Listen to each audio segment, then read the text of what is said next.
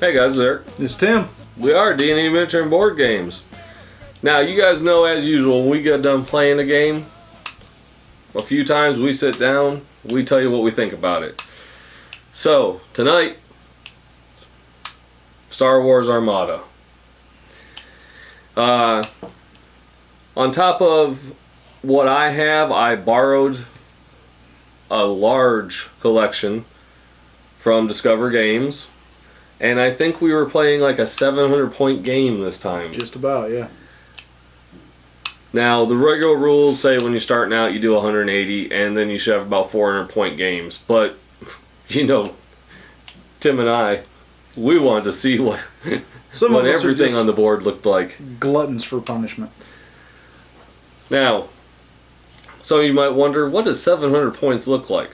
The Imperial side, that's 3 Victory-class Star Destroyers, a couple support ships, and a heck of a lot of fighters.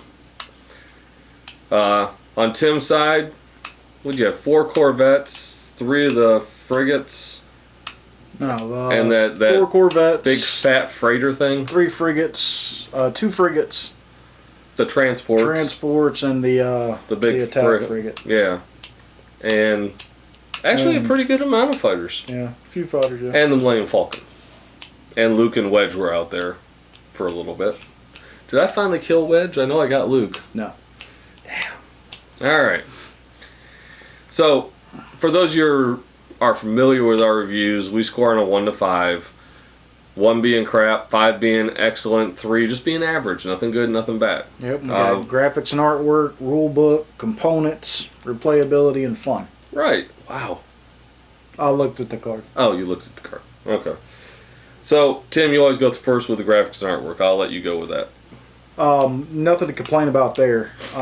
They obviously have a lot of material to work with. You think? I don't know if anybody's ever heard of Star Wars, though. Aren't we going to the 40th anniversary this year? I'm not sure if anybody knows about it.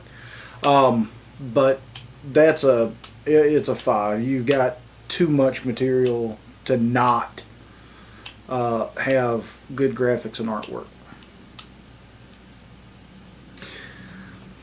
A lot of times we agree on graphics and artwork.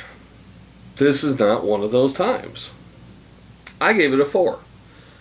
Still above average, but I felt with 40 years of graphics that they could have done a little bit better.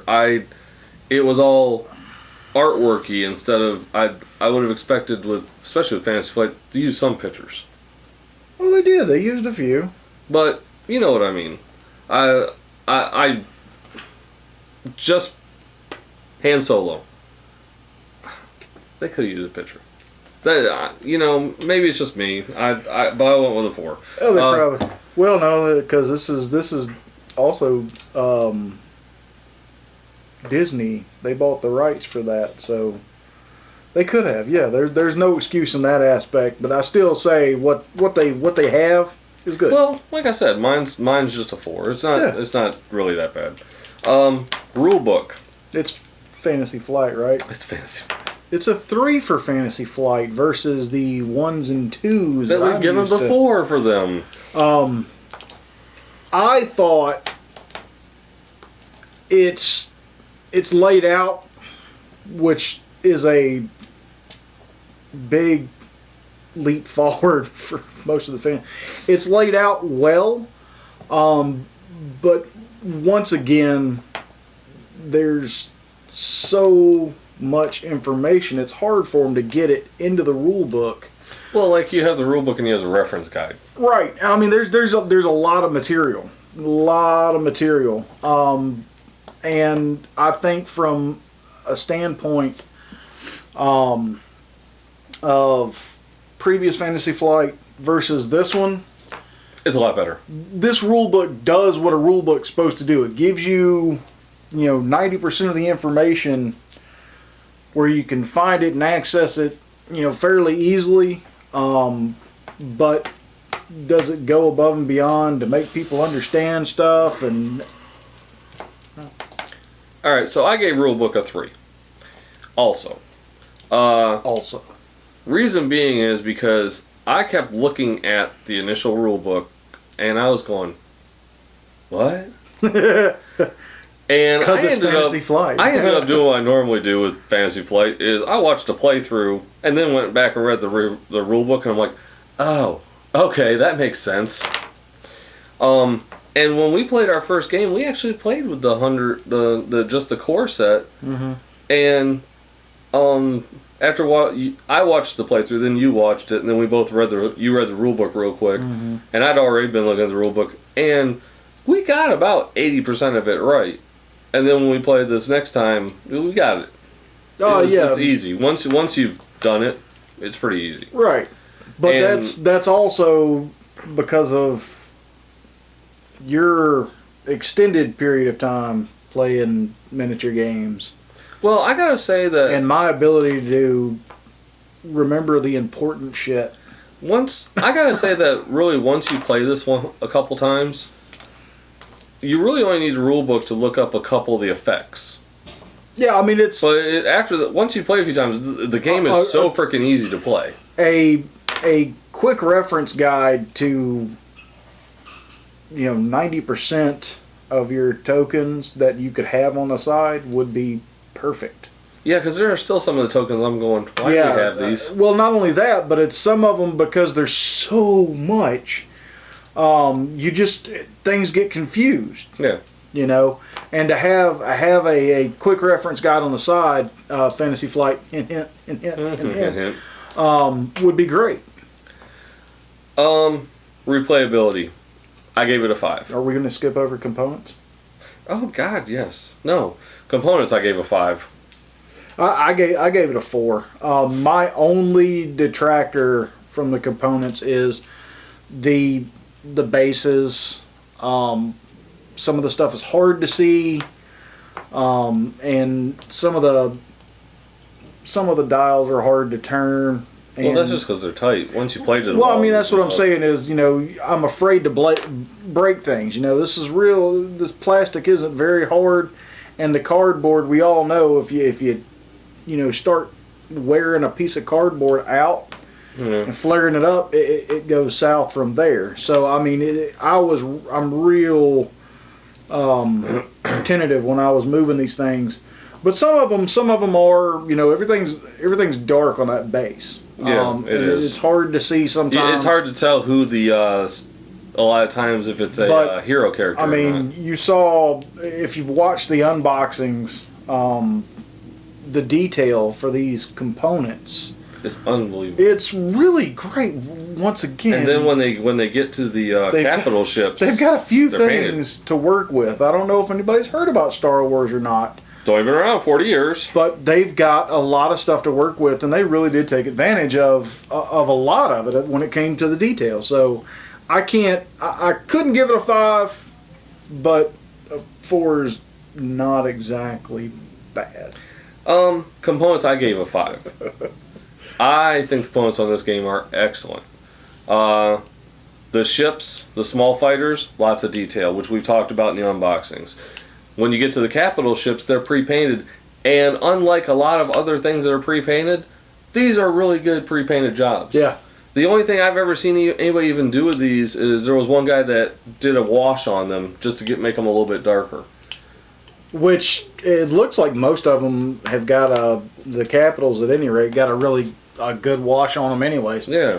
So it makes everything pop on them. Now, unlike you, I do like the turns and stuff like that, but I think that you're right because even some of mine, it's like you go to turn it and the whole thing turns. Yeah, or which means that it's wearing out or it's going to break soon. Right. Maybe a plastic.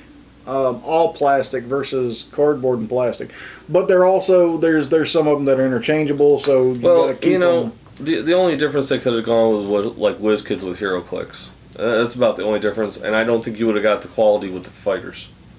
Yeah, I mean, yeah. Replayability, I went with a 5. Unbelievable amount of replayability and so many different ships you can use. Can't and knock you got to replayability. We went up to 700 points. And you had 4 different ships, and I had 4 different ships. Well, not only that, but we had a majority. We had, I had like 3 Victory class Star Destroyers. Because you've got so many sets that came into one, we Yeah. still had stuff we had to put off to the side. Yeah. I mean, So, but I gave replayability a 5. I mean, it's got a lot of replayability. right there with you on that. Fun. What do you give for fun? I gave fun a 5, even though I absolutely suck at Oh, come on. You had making strategy and you had the Millennium Falcon and a Corvette left. You know, You almost killed my one Star Destroyer. I'm not good at it, but the fact that I played it once, sucked then, and wanted to make another run of it, that just shows that the fun factor is there. And for seasoned vets, I could probably see this game starting some arguments. Oh yeah. I gave fun a 4. The reason being, and I think it's because we played such a large point game, is there's a lot of just sitting waiting, and it took us like 2 hours just to set up and take our points and decide what cards we wanted. I was like, by the time we got playing, I was kind of like, yeah. When you want to go to bed. When you decide in your heart of hearts that today is the day, I'm going to break it out and we're going to play. Put the day aside. You know, So you can play more than once too. Well, not only that, but you know, to really be thorough and try and get the best that you can, it takes a minute. It does. Especially if you decide you're going to do 700 points. Oh, wow. That was his fault. Yeah, it was my fault. You know me, I go over the top. But overall, 4.3. Star Wars Armada, great game. We love it. I will be buying more stuff so we can play this more often. And I think smaller point games and playthroughs will be in the future for this. 4.3, thanks to Alan at Discover Games, the owner, for lending us all his ships so we could do such a large game and get a real good idea about it. And thanks for Discover Games for, you know, letting us purchase our starter and everything that we got there, and you know, once again allowing us to borrow their a large materials. amount. Yeah. Thanks to Troy at Discover Games for finally talking me into buying the core box. It doesn't take much to talk him into but much of anything when it comes to games. Now remember, guys, tomorrow, Saturday, April 29th, International Tabletop Gaming Day, Discover Games, 2 o'clock to 6 o'clock. They'll be doing $20 raffles, store credit raffles every hour.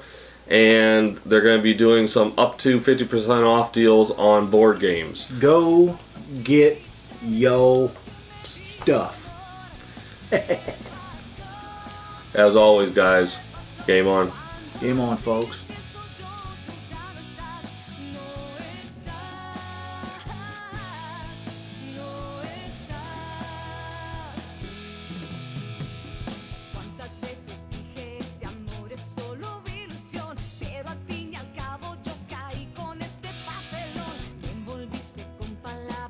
Ya no